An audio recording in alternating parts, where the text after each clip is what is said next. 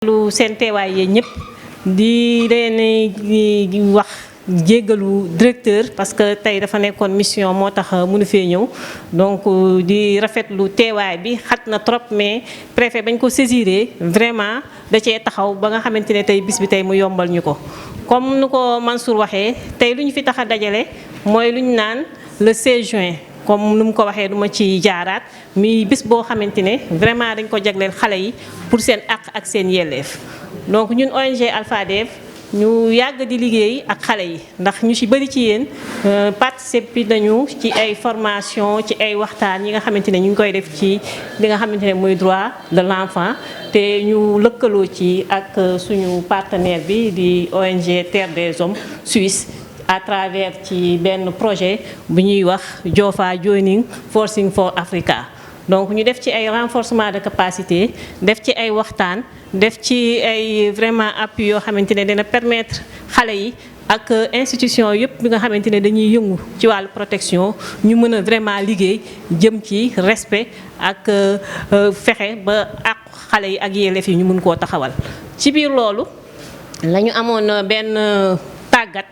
ñi nga xamante ne mooy suñu espace maanaam xale yi nga xamante ne moom la ñu taxawal ci biir gox yi ñu tuddee leen ay ëttu gone yi mu nekk benn espace de participation boo xamante ne xale yi ñoom ñooy vraiment xool seen biir gox lan problème lañ fa am yan problème la ñuy jàkkoonteel moo xam ci wàllu violence moo xam ci wàllu état civil moo xam ci wàllu lépp li nga xamante ne dafa jëm ci seen droit donc ñu ci waxtaan di ci weccoo xalaat di ci càmbar di ci def ay études ba ñu gis ne vraiment problème yi moo nekk suñu gox problème yi nag pour ñu saafara ko lii la ñu war a def ci kaw loolu nag ñoo leen saafara bi dina baax buñ ko mënee def ci gox bi mais day baax day rafet ñu def ko ak suñuy kilifa yi mooy suñuy autorités yi mooy CDP bi comme ñoom ñoo fi nekk pour lépp li nga xamante ne moo nekk ci droit li jëm ci xale yi defe naa parole bi yéen lañ koy jox il faut autorité yaa ngi nii toog yéen a xam seeni problème ak seeni soxla il faut ngeen interpeller leen ñoom it ñu mën a réagir mën a jël seen soxla en compte kon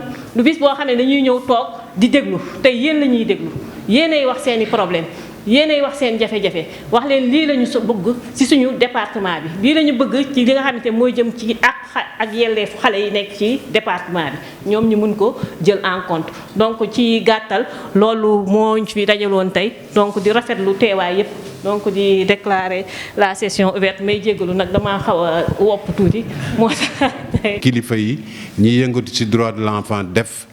pour que améliorer seen situation wala ñi leen jiitu woon donc loolu mooy solo li nga xam ni mooy thème ren bi en tout cas Terre des Hommes à travers son coordonnateur moom aussi dafa nekk mission mi ngi leen di remercier di leen féliciter te tam di renouveler disponibilité Terre des Hommes pour accompagner seeni initiative en tant qu'enfant initiative tam kuréel yi nga xam ni yëpp nekk nañ fi pour les droits de l'enfant y compris Alphadev. Terre des Hommes nag boo ko xoolee moom approche am dafa ni daf ko basé ci ay droits maanaam ay àq ak yelleefu xale yi les droits et les devoirs bi ci jëkk xaw ma ndegam xam ngeen ko mais nee nañu am na depuis suñu maam yi depuis 1949 li ñuy wax déclaration universelle des droits de l'homme wala des droits de la femme l'homme en majuscule am na boo xam ne tam moo leen gën a soxlaal